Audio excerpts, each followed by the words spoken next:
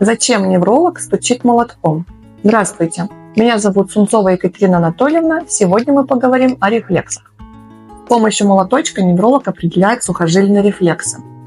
Короткий удар молотка по коленному суставу, по сухожилию, раздражает нервное волокно, импульс идет в спинной мозг и обратно по рефлекторной дуге спинного мозга к мышце. Это называется рефлекторная дуга. Это бессознательный рефлекс.